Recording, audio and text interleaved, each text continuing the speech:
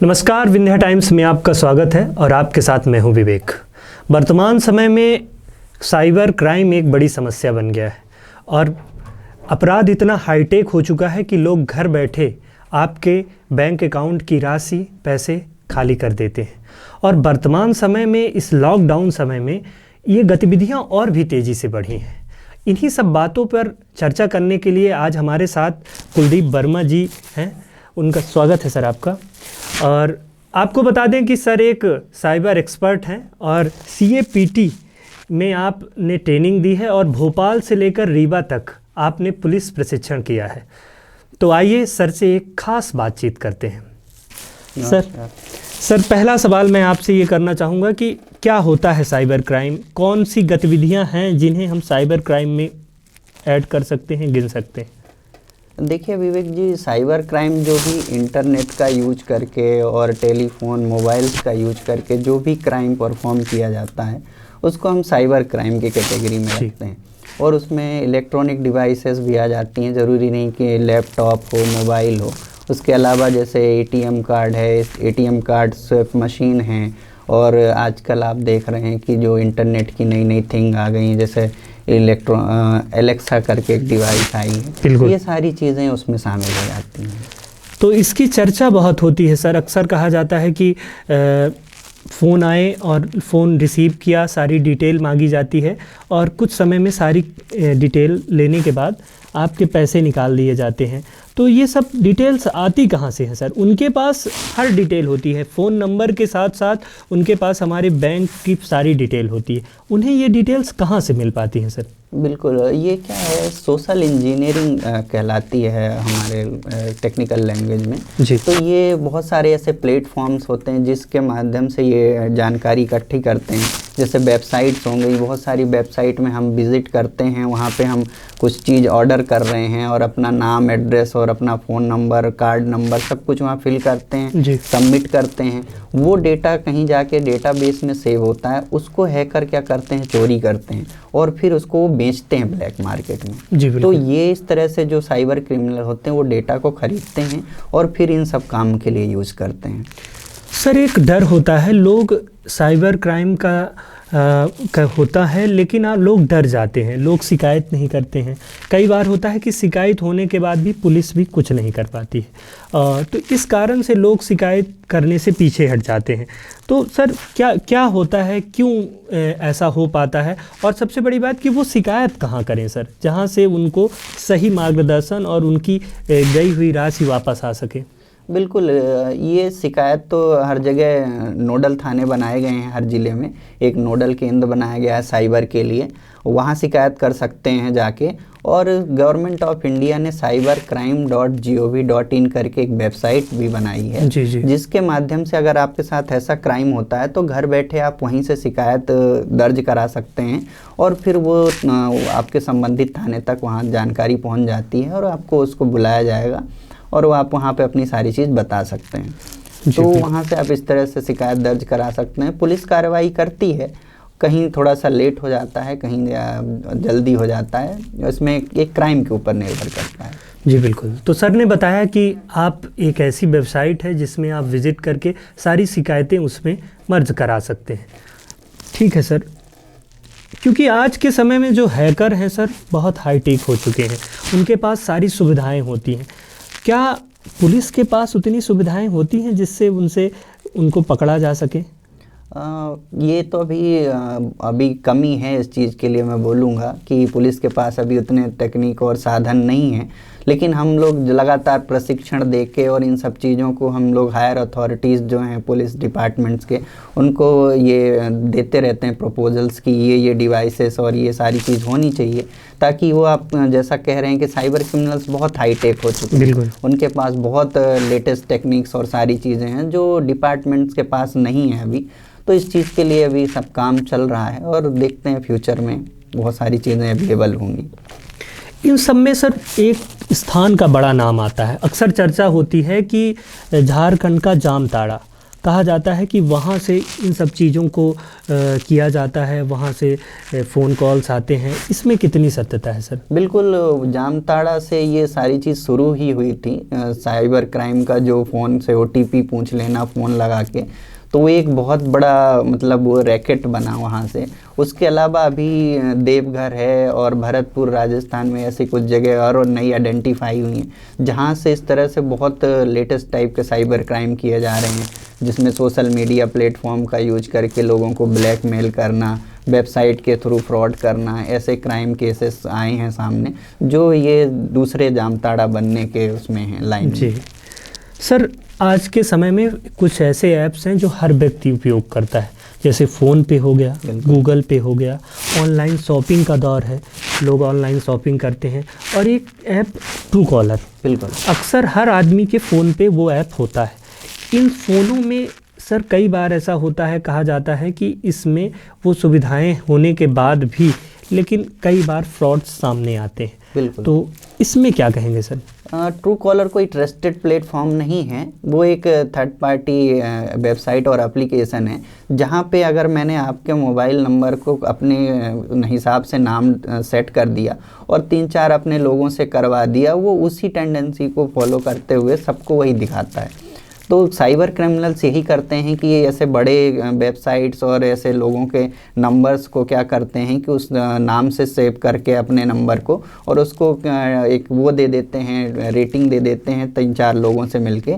फिर जब मैं किसी और व्यक्ति को कॉल करता हूं, अगर मेरे पास ट्रू कॉलर है, भले ही वो नंबर किसी और का हो, लेकिन उनका नाम दर्शाता है, और उसी को ये यूज करके क्राइम को परफॉर्म कर लेते हैं। तो ट्रू कॉलर कोई ट्रस्टेड प्लेटफॉर्म नहीं है, और उसको अगर आप मोबाइल पे ना ही रखें तो ज़्यादा सही है। और सर जैसे फ़ोन पे और गूगल पे के बारे में हर यूज़र के पास होता है, इसमें क्या कहेंगे सर? फ़ोन पे गूगल पे तो सिक्योर है, इनके तरफ से जो डेटा होता है वो सिक्योर होता है, जो मतलब ट्रांजैक्शन होता है। बट आजकल इसमें नए टाइप के क्राइम्स आए हैं, जब ये वो कई सालों से चल रहे हैं, लेकिन ये लॉकडाउन के दौरान बहुत ज़्यादा इसको यूज़ हुआ कि लोग पेमेंट रिक्वेस्ट आपको भेजते हैं फ़ोन पे जी, तो उसको हम समझ नहीं पाते हैं कि पेमेंट लेने के लिए भेज रहा है या देने के लिए। वो वहाँ से कॉल करता है साइबर क्रिमिनल कि मैं आपको आपके जो भी चीज़ उन्होंने परचेज़ करी है उसका मैं पेमेंट सेंड कर रहा हूँ, आप ये रिसीव कर लीजिए। जैसे ही हम उसको रिसीव करते हैं तो पेमेंट हमारे अकाउंट से कट जाता है, ना कि हमारे अकाउंट में आता है। तो एक चीज़ ध्यान रखना चाहिए सभी को कि जब हम पेमेंट करते हैं तब हमें सिक्योरिटी पिन डालना पड़ता है, चाहे गूगल पे हो, फ़ोन पे हो या पेटीएम हो। बिल्कुल। जब रिसीव करते हैं हम, कोई हमें पेमेंट सेंड कर रहा है और किसी लिंक के थ्रू जब उसको क्लिक करते हैं तो वो पेमेंट क्लिक करने से सीधे हमारे अकाउंट में आ जाता है, कोई भी सिक्योरिटी की नहीं पूछता है। तो ये ज़्यादातर लोगों को जानकारी नहीं होती, इसका यूज करके अभी साइबर क्रिमिनल्स बहुत ज़्यादा क्राइम कर रहे हैं। तो इस चीज़ को याद रखें हमेशा कि कोई पेमेंट रिक्वेस्ट भेज रहा है तो हाँ आपको शो करता है कि इतने उसने लिख के अमाउंट भेजा है, और अगर वो आप लिंक खोलते हैं या QR कोड स्कैन करते हैं और फिर वो आपसे सिक्योरिटी कोड आपका ऐप पूछता है तो आप उसको ना डालें, क्योंकि वो पेमेंट लेने के लिए कर रहा है। अगर आपको पेमेंट देना है तो ऐसा कोई ऑप्शन नहीं। ठीक है सर, आप दिल्ली में ट्रेनिंग दिए, भोपाल में भी दिया, रीवा में, तो मैं एक बात पूछना चाहूँगा कि बिंद में, हमारे रीवा में पुलिस के पास सुविधाएं क्या वो हैं सर जो एक क्राइम करने वाले व्यक्ति को पकड़ा जा सके? अभी तो ऐसा कुछ नहीं है इनके पास इतना ज़्यादा बड़ा टूल्स टेक्निक्स, बट जो बेसिक लेवल में लोगों को इनके पास अवेलेबल है उसको वो प्रशिक्षण जो उनको दिया गया उसका यूज करके जितना भी वो हेल्प कर रहे हैं, मदद कर पा रहे हैं उनको पकड़ने में या आपके केस को सॉल्व करने में, वो यूज कर रहे हैं अभी वो। तो इसमें आपकी क्या भूमिका होती है सर? सर हम लोग क्या करते हैं कि उनको आइडेंटिफाई करते हैं कि ये इनको कैसे जो केस आया है किस तरह से किया गया है और इसको हम पकड़ेंगे कैसे। जानकारी जो, क्योंकि साइबर की जो जानकारी होती है वो सारी चीज़ें हिडन होती हैं, तो उसकी इन्फॉर्मेशन निकालना कि सामने वाला कहाँ से ये परफॉर्म किया है, तो वो फाइंड करके हम उन्हें देते हैं कि ये इस तरह से हो सकता है, ये इस जगह से ये क्राइम हुआ है, इसकी हमें बहुत सारी बैकग्राउंड में जो इन्फॉर्मेशन होती है वो सारी चीज़ हम लोग निकाल के उनको अवेलेबल कराते हैं, जिसके आधार पे वो फिर इन्वेस्टिगेशन करते हैं और उनको पकड़ते हैं। ठीक है, आपके व्यक्तिगत जीवन की बात करें अगर, तो आप कैसे इस फील्ड में आए और कहाँ से लगा कि इस फील्ड में जाना चाहिए? ये मेरे जब मैं पढ़ रहा था तभी से एक मतलब ये चीज़ें पेपर्स में न्यूज़ में पढ़ता था। उस टाइम साइबर क्राइम का बहुत ज़्यादा लोग नहीं जानते थे। फिर ये एक अलग से कुछ करने का जीवन में था हमेशा, कि जो लोग ना करें वो हम करें। तो उससे ये हमें एक चीज़ मिली और फिर मैं अपने को धीरे धीरे इसी को पैशन बना लिया मैंने। तो ये उसकी जर्नी ये रही हमारी, आज यहाँ तक है जी। साइबर क्राइम में जो लोग अपना कैरियर बनाना चाहते हैं उनके लिए क्या कहेंगे? देखिए, अभी तो इसका बहुत ज़्यादा स्कोप है, खासकर युवाओं को जो अभी बेरोजगारी और इन सब चीज़ों से बहुत आप देख रहे हैं। तो साइबर क्राइम जो बहुत बढ़ा, सभी गवर्नमेंट एजेंसी हैं, प्राइवेट ऑर्गेनाइजेशन, सबको साइबर सिक्योरिटी एक्सपर्ट की रिक्वायरमेंट है। और ये सबसे ज़्यादा ग्रोइंग जो फील्ड है एजुकेशन में और जॉब के फील्ड में। आज आप देखिए कि इसमें 50 लाख से ज़्यादा रिक्वायरमेंट है ऑल ओवर इंडिया अगर हम बात करें जो साइबर एक्सपर्ट्स की। लेकिन वो हम फिल नहीं कर पा रहे हैं पूरे उसमें, क्योंकि लोगों को इसकी जानकारी नहीं कि इसमें कैरियर भी बनाया जा सकता है। और ये अभी युवाओं को अगर इसमें आते हैं तो उनके लिए बहुत बड़ी अपॉर्चुनिटी और बहुत बड़ा चांस है अपना कैरियर बनाने का as a cyber expert. Government में है या फिर प्राइवेट सेक्टर में, सभी जगह बहुत सारी जॉब है इसमें। मैं बात करूं अगर कि आप एक साइबर एक्सपर्ट के तौर पे अपना एक ऐसा अनुभव हमारे साथ शेयर करें जो आपके जीवन में साइबर क्राइम को पकड़ने में सबसे महत्वपूर्ण रहा हो। देखिए, हम लोगों ने कई सारे क्राइम केसेस सॉल्व करवाए हैं। और जैसे एक 85 लाख का साइबर क्राइम का केस था स्टेट लेवल में, जो कि एक बहुत टेक्निक्स यूज करके की गई थी, जो प्रॉक्सीज होती हैं और फॉरेन के अकाउंट्स में, और वो जो नाइजीरियन ग्रुप्स होते हैं उनके थ्रू ये क्राइम हुआ था। तो उसको हम लोगों ने सॉल्व कराया था। तो 85 to 90 lakhs का था। तो उसमें गैंग्स पकड़े गए थे। और ऐसे बहुत सारे क्राइम्स हैं जिनको अपन नंबर्स ऑफ, जिसे कि अगर बताने चलेंगे तो बहुत लिस्ट है, पर ऐसे कई सारे केसेस हैं। जैसे फेसबुक में एक आध जो क्राइम्स होते हैं ब्लैकमेलिंग के, कि आपको फ़ोन के लिए कॉल आया, पेमेंट के लिए कॉल आया कि मेरे फ्रेंड्स का ऐसा हुआ। सेकंड की अगर वीडियो कॉल करके फेसबुक में आपकी वीडियो बना ली जाती है, देन उसके बाद ब्लैकमेल किया जाते हैं। तो ऐसे केसेस भी हम लोगों ने पकड़े हैं।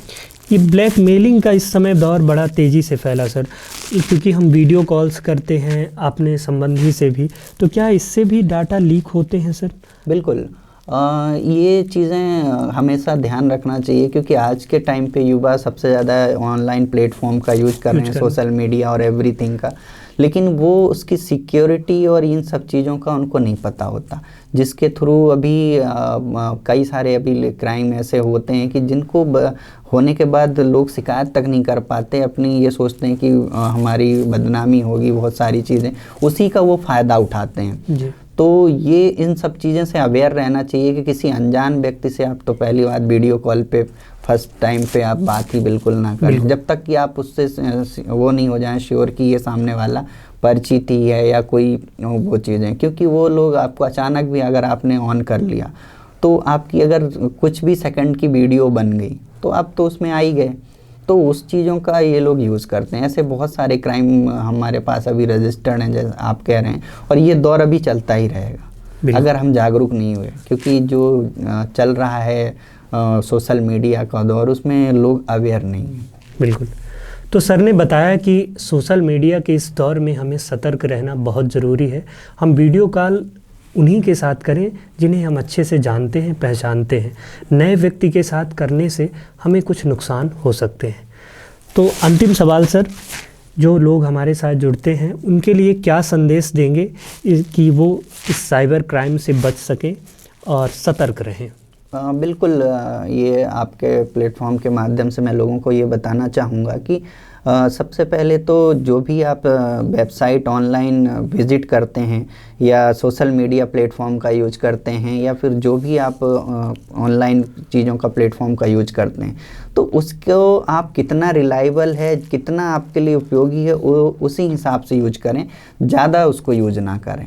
जैसे आप ऑनलाइन शॉपिंग के बहुत शौकीन हैं, बहुत सारी ऐसी फेक वेबसाइट्स बनी हुई हैं कि अगर हम अमेज़न, फ्लिपकार्ट ऐसी वेबसाइट सर्च करते हैं, उनकी फेक वेबसाइट बनी हुई है, उसकी क्लोन वेबसाइट बनी, तो हम ओरिजिनल में ना करके फेक वेबसाइट में कर रहे होते हैं। तो वो गूगल और बाकी के जो फेसबुक प्लेटफॉर्म हैं, ये हमारा ट्रेंड जो है, जो हम सर्च कर रहे हैं, ये सारा का सारा डेटा कलेक्ट करके उस तरह से हमें ऐड दे रहे हैं, और ये साइबर क्रिमिनल्स के लिए भी हेल्प कर रहे हैं। तो इन सब चीज़ों से सबसे ज़्यादा बचें। जितना आप ऑनलाइन को अवॉइड करेंगे सारी चीज़ों, वो साइबर क्राइम में आपको सिक्योर कर सकता है, क्योंकि अवेयरनेस ही कुछ है बचाव, वो सिर्फ अवेयरनेस है साइबर में, बाकी इसका कोई वो नहीं है कि आप किसी भी तरीके से बच सकें। जितना आप जागरूक होंगे उतना ही आप बचेंगे, और जितना ऑनलाइन चीज़ों को आप अवॉइड करेंगे उतना ही आप सुरक्षित रहेंगे साइबर क्राइम में। बिल्कुल। तो ये थे सर हमारे साथ कुलदीप वर्मा जी, जिन्होंने साइबर से जुड़ी बहुत सारी बातें हमें बताई और हमें सतर्क रहने की सलाह दी। तो आज के लिए बस इतना ही, मिलते हैं अगले एपिसोड में, तब तक के लिए नमस्कार।